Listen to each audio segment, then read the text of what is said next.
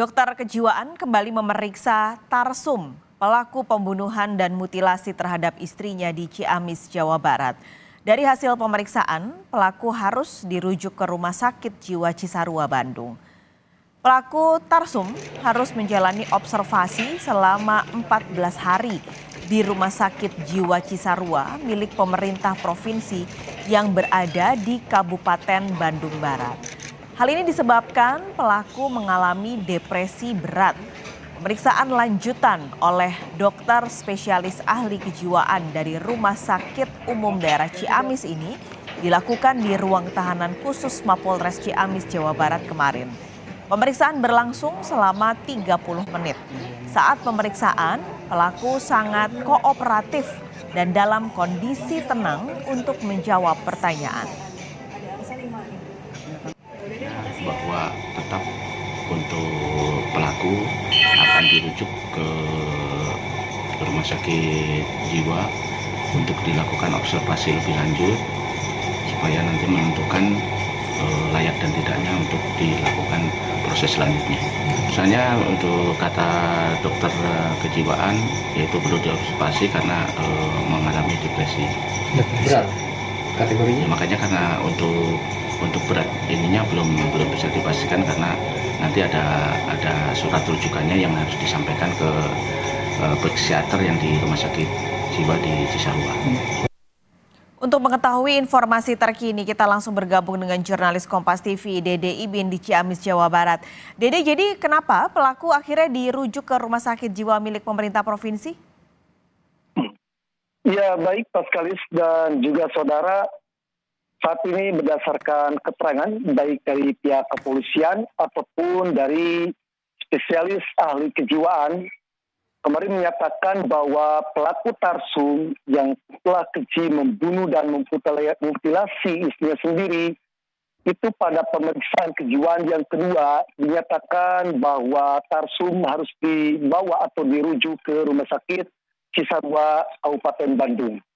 Memang hasil diagnosa kemarin ketika dimintai keterangan di sel khusus Mapolres Ciamis, Tarsum terkadang nyambung dan juga terkadang tidak. Meskipun kondisi Tarsum begitu tenang, kooperatif dan memberikan keterangan yang seutuhnya. Namun yang jadi perbedaan ataupun hingga Tarsum harus dirujuk ke Rumah Sakit Cisarua Bandung ini, terkadang kalau ditanya terlalu kelamaan, pertanyaan-pertanyaan terlalu lama, Tarsum selalu tidak menyambung. Kemudian juga ini observasi ini untuk menentukan layak dan tidaknya apakah Tarsum akan ditindaklanjuti secara proses hukum atau bagaimana dan tidaknya. Kemudian observasi ini dilakukan selama 14 hari. Setelah 14 hari dinyatakan bahwa Tarsum mengalami kejiwaan atau gangguan jiwa, maka pihak kepolisian akan bekerja sama dengan pihak kejaksaan serta terlibat dinas yang lainnya untuk menunjukkan bahwa Tarsum akan batal jadi proses hukum. Kemudian kalau dinyatakan memang Tarsum sembuh ataupun tidak mengalami kejiwaan, maka polisi akan melakukan tindak pidana pembunuhan serta disertai kekerasan. Kemudian juga perlu diinformasikan sekali dan juga saudara ketika pemeriksaan kedua kemarin itu selama hampir 30 menit dibandingkan dengan pemeriksaan pertama.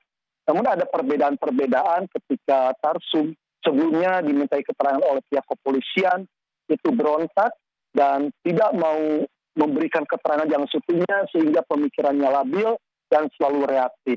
Namun pemeriksaan ketika oleh spesialis kejiwaan dengan persuasif dilakukan di pertama di ruangan reskrim Polres Ciamis, yang kedua di sel tahanan begitu kooperatif, tenang dan sabar.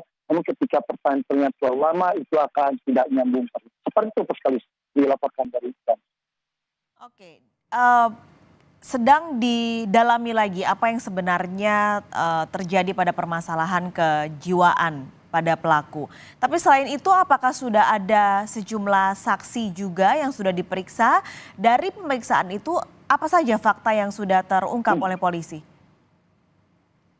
Baik Paskalis dan juga saudara, perlu diinformasikan saat ini pihak kepolisian baru memintai 7 orang saksi yang telah dimintai keterangan.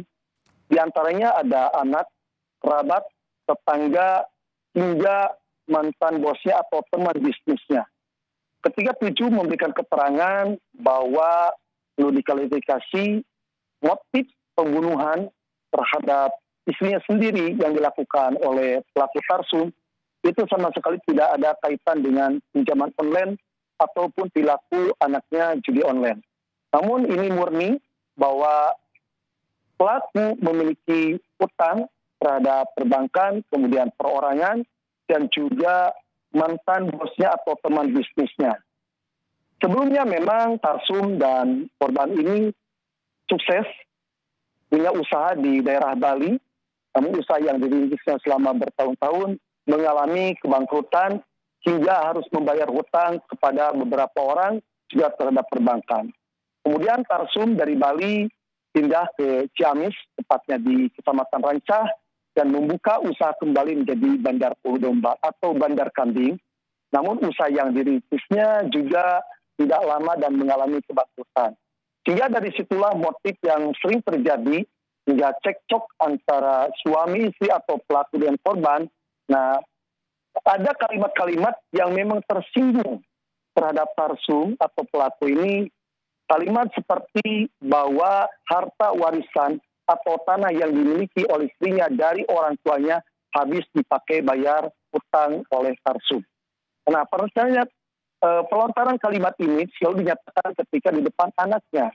Nah, yang lebih kita informasikan gali lagi lebih mendalam bahwa anaknya itu pernah menjual beberapa kali sepeda motor ataupun menggadaikan terhadap temannya sehingga oleh tarsum ditebus, dibayar, kemudian perilaku ini bukan satu kali, dua kali.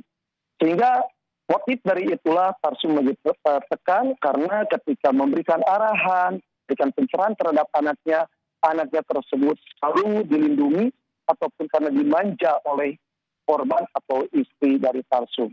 Nah, motif ini sehingga tarsum menjadi tertekan dan banyak kata-kata kalimat yang tersinggung. Dari situlah tarsum nekat dan keji membunuh hingga memutilasi istri hingga kemarin menjadi sekarang ditempatkan di sel penjara. Seperti itu, sekali yang perlu diinformasikan. Baik, terima kasih jurnalis Kompas TV Dede Ibin melaporkan langsung dari Ciamis, Jawa Barat.